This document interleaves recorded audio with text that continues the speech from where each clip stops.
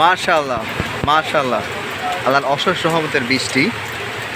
যদিও এই বৃষ্টিটা কারোর জন্য রহমত, আবার কারোর জন্য একটু অশান্তির। তো আসলে যে অঞ্চলগুলো আমাদের বন্যায় প্লাবিত হচ্ছে তাদের জন্য আমরা অবশ্যই আমাদের মনে দুঃখ দাগ কাটছে।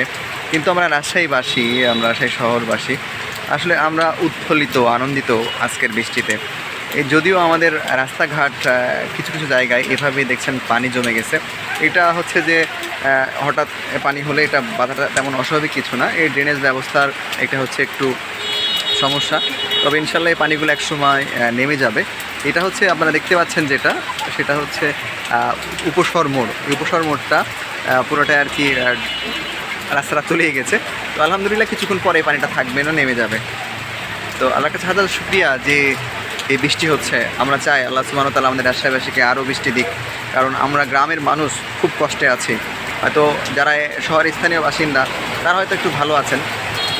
এই যে দেখছেন কি বৃষ্টিতে আমার গাড়ি চললে আমার অফিসের সামনে চলে আসছে পানি। তো যারা আমরা গ্রামের মানুষ তারা পানিতে অনেক কষ্টে আছি, কারণ আমাদের টিউবওয়েলগুলোতে পানি উঠছে না। আজকে 3 থেকে 4টা মাস অনেক কষ্টে আছি।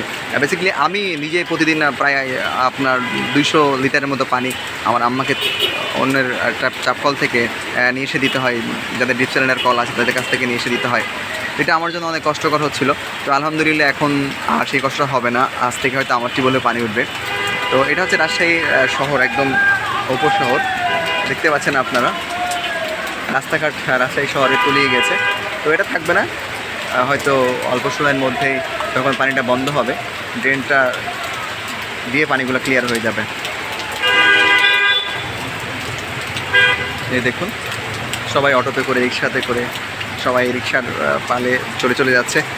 রিক্সাওয়ালা মামাগুলো অনেক কষ্ট করে। তারা সামান্য 10 টাকা 20 টাকা ভাড়া, বাসা শহরে ভাড়া কিন্তু তুলনামূলক কম। রিক্সা বলেন, অটো বলেন, তারা বৃষ্টির মধ্যেও কিন্তু তাদের রিক্সা তারা চালিয়ে যাচ্ছে তাদের পরিবারকে ভালো রাখার জন্য। তবে আমরা যারা এখন রিক্সায় চড়ছি তারা হয়তো একটু ভাড়া যদি বাড়িয়ে দিই তাদের জন্য ভালো হয়। এখন আমরা বেশি দর কষাকষি না করি, কারণ আমাদের এই কষ্টের সময় তারা ভিজে, তারা অনেক কষ্টে আমাদেরকে বহন করছে। এই দেখুন আসলে আমার কাছে এখন এই মুহূর্তে ছাতা নাই, থাকলে আমি একটু সামনে যেতে পারতাম। আচ্ছা, ছাতা সংগ্রহ করে আমি একটু সামনে যাব।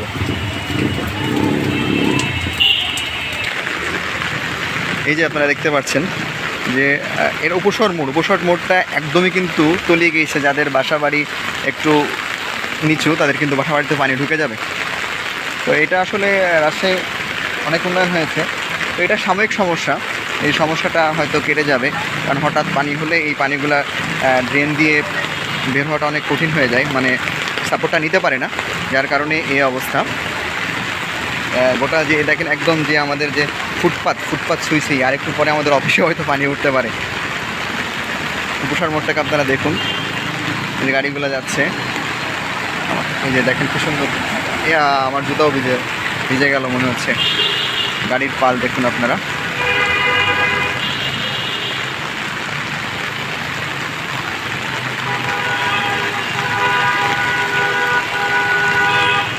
সন্ধ্যার আগ মুহূর্তে যখন আমি ভিডিও করছি সেটা হচ্ছে যে সন্ধ্যার আগ মুহূর্তে, এটা হচ্ছে উপসর মোড়ের এই যে রাস্তাটা রেল লাইনে গেল, দেখতে পাচ্ছেন আপনারা একদমই সামনের দিকে।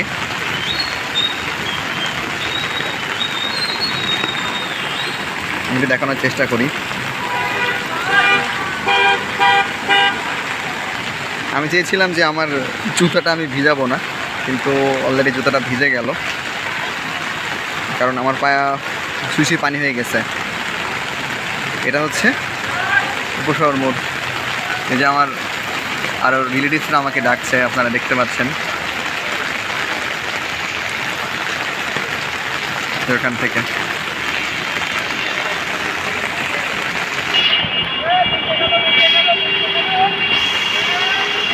তো ঠিক আছে প্রিয় বন্ধুরা, এই হচ্ছে রাজশাহীর অবস্থা। রাজশাহী উপশহরটা একটু অনেকটাই চাড়া। যখন এই মুহূর্তে রাজশাহী এই রাস্তাগুলো তলিয়ে গিয়েছে, তখন পুরো রাজশাহীর রাস্তাটাই তলিয়ে গিয়েছে। তো এটা সাময়িক সমস্যা, ইনশাল্লাহ আবার একটু পরে পানি নেমে যাবে রাজশাহী শহর থেকে। ধন্যবাদ প্রিয় বন্ধুরা, ভালো থাকবেন। এই ছিল রাজশাহীর অবস্থা।